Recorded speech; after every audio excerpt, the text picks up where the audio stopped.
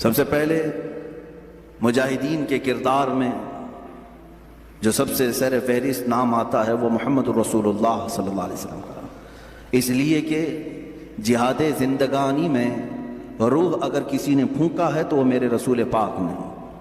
صحابہ کے دلوں کے اندر قوت ایمانی پیدا کی ہے اور انہیں جوش و ولولہ اور جذبہ عطا کیا ہے، تو یہ رسول پاک کی نظروں کا اثر ہے۔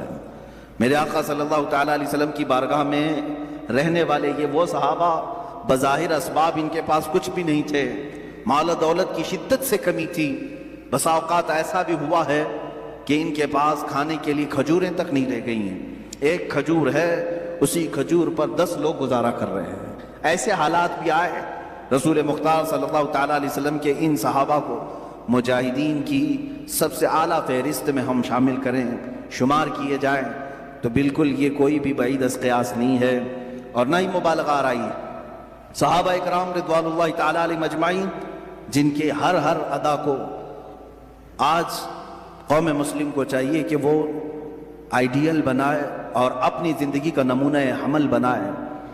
حضور اکرم صلی اللہ تعالیٰ علیہ وسلم کے ان صحابہ کی جو تربیت ہوئی ہے، آپ تصور کر سکتے ہیں، سوچ سکتے ہیں کہ جو اپنے گھر بار چھوڑ آئے ہیں، جن کے پاس مالی اور معاشی اعتبار سے بہت زیادہ تنگ دستیاں ہیں، لیکن جب وہ جنگ میں اڑ جاتے تھے، اللہ اکبر، انہی کے متعلق یہی وہ صحابہ تھے جن کے متعلق اقبال یوں کہتا ہے، ٹل نہ سکتے تھے جنگ میں اگر اڑ جاتے تھے، پاؤں شیروں کے بھی میدان سے اکھڑ جاتے تھے۔ یہ وہ جماعت تھی جن کا یہ نعرہ تھا، تجھ سے سرکش ہوا کر کوئی تو بگڑ جاتے تھے، حق سے سرکش ہوا کوئی تو بگڑ جاتے تھے، ارے تیغ کیا چیز ہے، توپ سے بھی لڑ جاتے تھے۔ یہ ان کا خوف نہیں تھا، مختصر سے ضرور تھے، طاقت اور اسباب میں کم تو ضرور تھے، لیکن ایمان کا جو ولولہ ان کے اندر تھا، دنیا کی کسی قوم کے اندر وہ نہیں پایا گیا، کسی قوم کے اندر نہیں پایا گیا۔ سلام ان مجاہدین کی تربتوں پر، قیامت تک مولا ان کی قبروں پر رحمت و انوار کی بارشیں فرمائے۔ عزیزان گرامی، رسول مختار صلی اللہ تعالیٰ علیہ وسلم کی کیمیا اثر نظروں نے انہیں جس پائے کا بنایا تھا، سچ کہا شاعر نے، خود نہ تھے جو راہ پر اوروں کے ہادی بن گئے، کیا نظر تھی جس نے کہ مردوں کو مسیحا کر دیا، ایک عرب نے آدمی کا بول بالا کر دیا، خاک کے ذروں کو ہمدوش ثریا کر دیا۔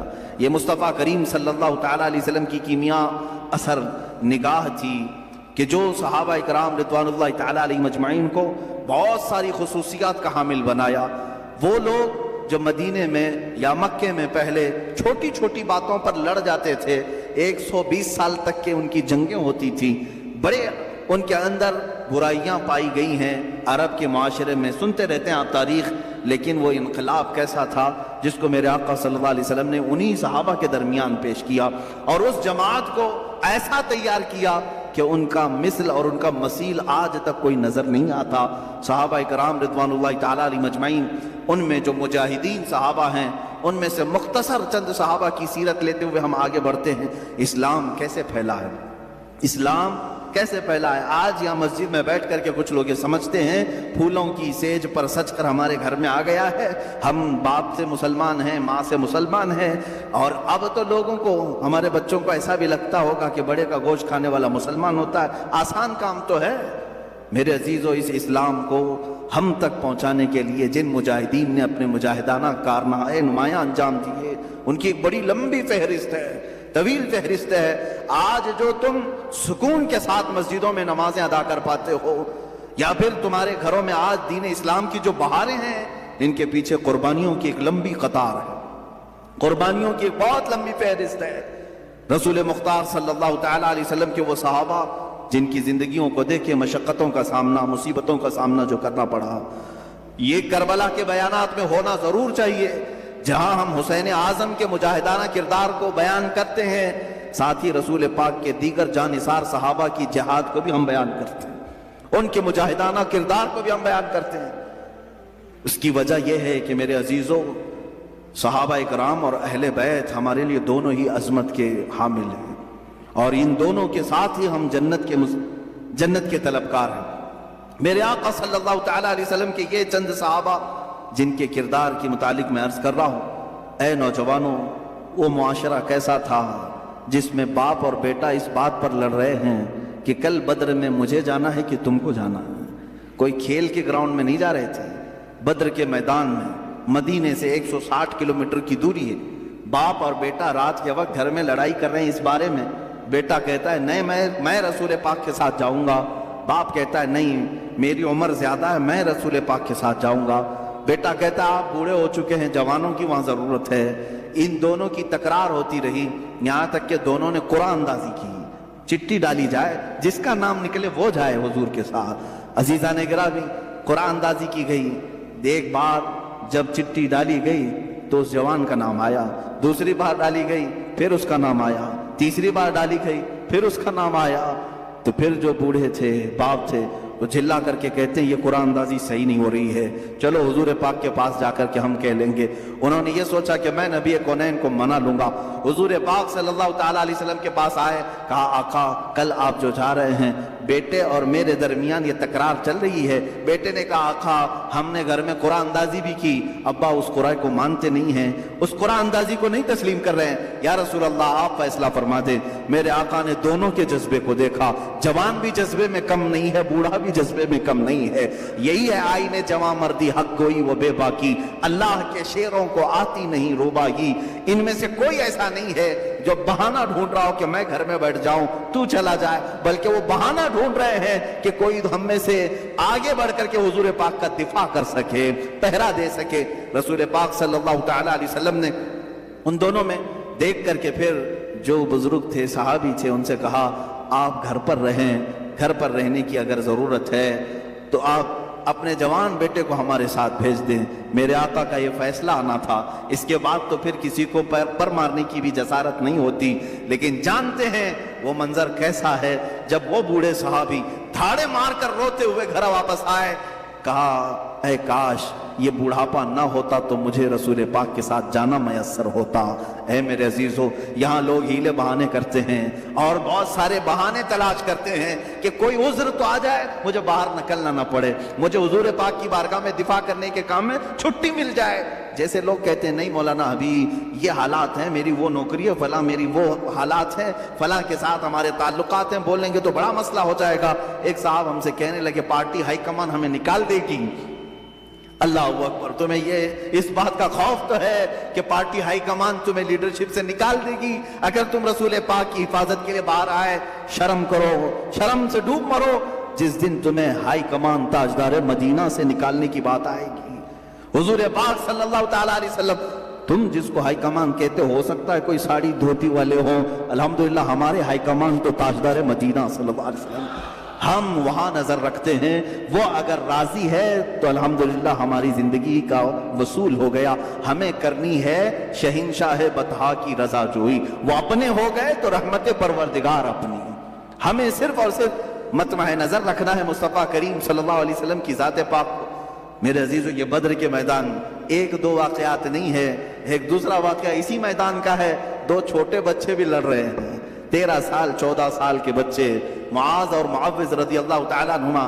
عمروں میں فرق ہو سکتا ہے، میں ایک اندازاً تخمیناً بتا رہا ہوں، لیکن تھے چھوٹے، لیکن چھوٹوں پر میدان جنگ میں جانے کا حکم نہیں تھا۔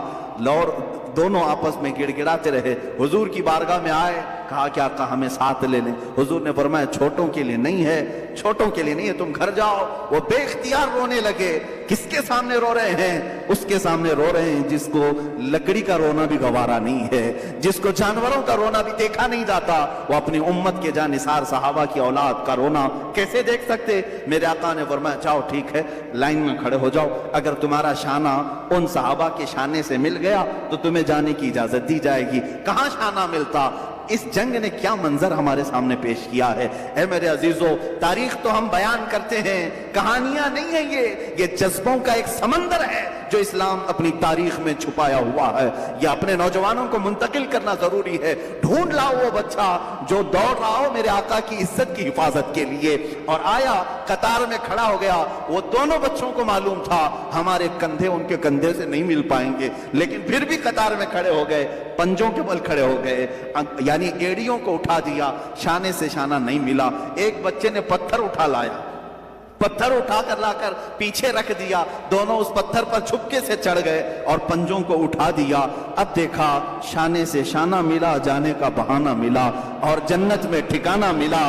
اتنا ہی نہیں، حضور پاک سے کوئی چیز چھپی نہیں ہے، میرے آقا ان کا یہ جذبہ دیکھ رہے تھے۔ آپ نے اجازت مرحمت فرمائی، جن کا جذبہ اتنا جوان ہو انہیں بدر کے میدان میں موقع تو ضرور ہونا چاہیے، لیکن تاریخ آج تک گواہ ہے۔ بخاری اٹھاؤ، مسلم اٹھاؤ، حدیثوں کی کتابیں اٹھاؤ، تاریخ میں یہ رقم ہے۔ اوروں نے اگر کافروں کو مارا ہوگا، ان بچوں نے تو سیدھے کفر کو مارا ہے۔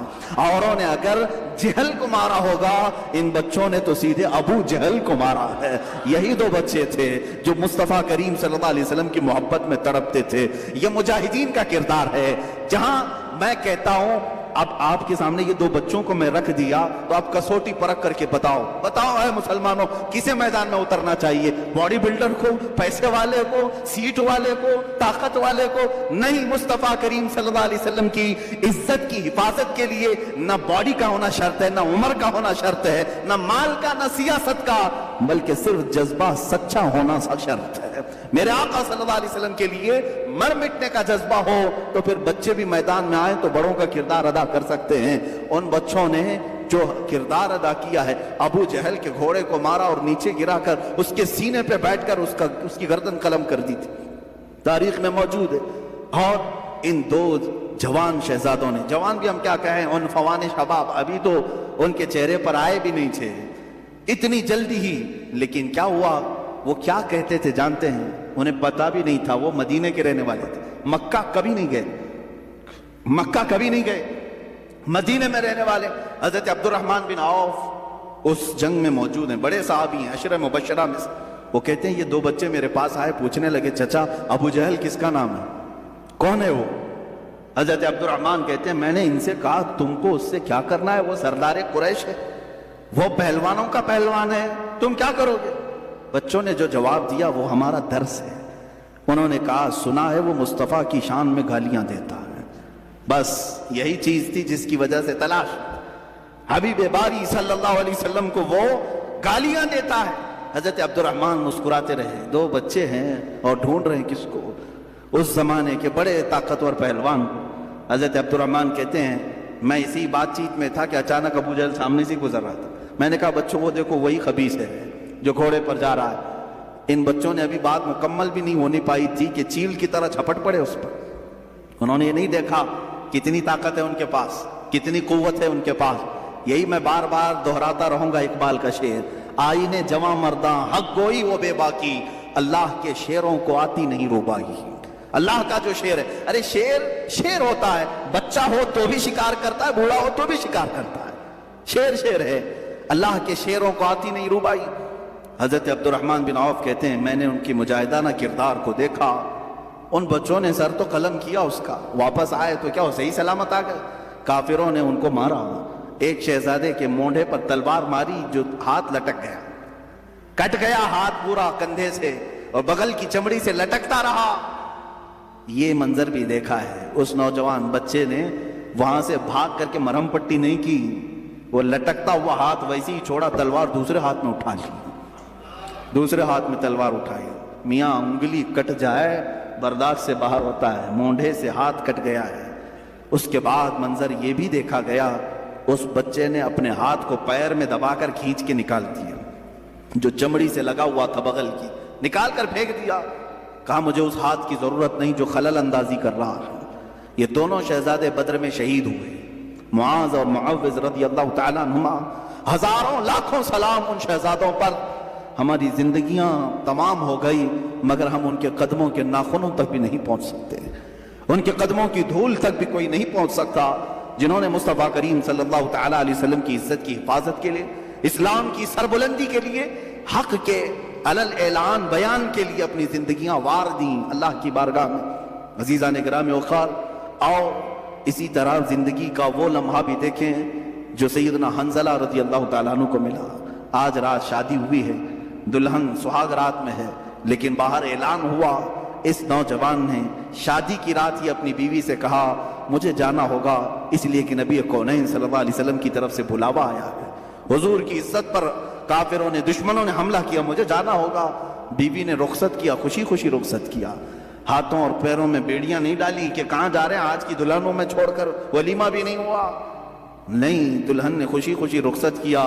وہ حنظلہ بھی آئے میدان احد میں اور دوسرے دن جام شہادت بھی نوش کیا، واپس نہیں آ سکے، واپس نہیں آ سکے۔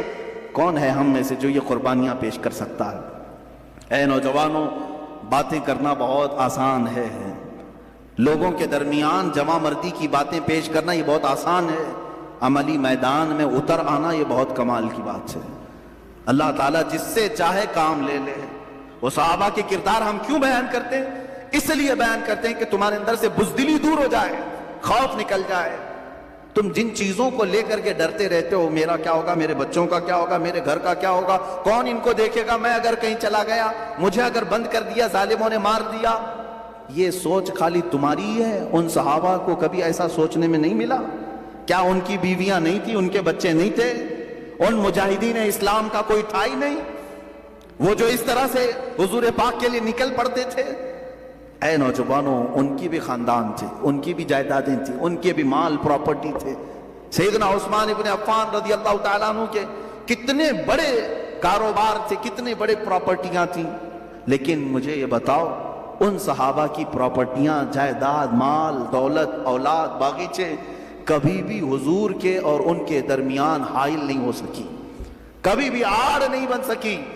فرق صرف یہی ہے کہ آج ہر چیز ہمارے سامنے آڑ بن جاتی ہے، آڑ بن گئی، مائیں آڑ بنتی ہیں، باپ آڑ بن جاتا ہے۔ اگر کوئی جوان اٹھتا بھی ہے، حق بولنے کی بات کرتا ہے، تو اس کے گھر والے ہی سب سے پہلے اس کے ہاتھ پیر میں ہاتھ باندھ دیتے ہیں، حالات خراب ہیں، تو کہاں جا رہا ہے؟ مولانا بولتے رہتے ہیں، ان کا کیا ہوتا ہے، تو مر جائے گا، یہی سب تو باتیں آتی ہیں۔ یہ بزدلی جو آج گھروں میں سکھائی جا رہی ہے، جن ماؤں نے اور جن بہنوں نے اپنے بھائیوں کو اس طرح کی باتیں سکھائی، مت جاؤ ان کی باتوں پر، یہ جوش کی باتیں کرتے ہیں، میدان میں لے جا کر کے مار ڈالیں گے، وہ خود تو زیب رہیں گے، تم اندر چلے جاؤ گے، مارے جاؤ گے۔ ٹھیک ہے، تم اس طرح تربیت کر لینا، لیکن ایک وقت آئے گا جب تمہاری عزت پر حملہ ہوگا، تب بھی یہ جوان باہر نہیں آ سکے گا، نہیں کھڑا ہوگا۔ چیلنج کرتا ہوں، لکھ کر کے رکھ لینا، تم نے اس کو روکا ہے اللہ اس کے رسول کی رضا کے لیے، اللہ اس کے رسول کی رضا حاصل کرنے جانے سے تم نے روکا، تو پھر تمہاری حفاظت بھی کبھی نہیں کر سکے گا۔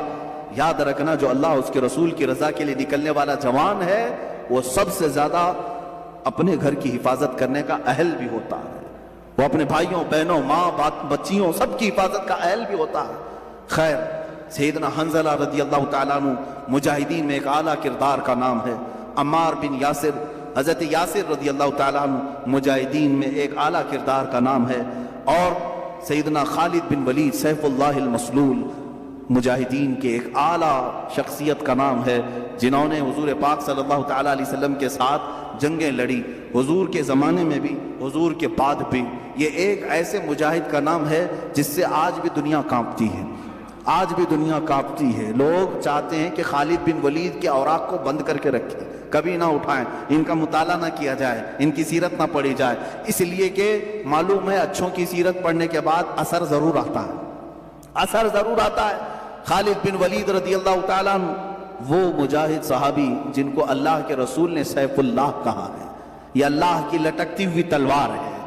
انہوں نے اپنی زندگی میں 125 جنگوں میں شرکت کی، 125 جنگوں میں شرکت کی، اور آپ کو ایک بات بتاؤں، 125 میں سے ایک میں بھی شکست نہیں کھائی، ایک میں بھی شکست نہیں کھائی۔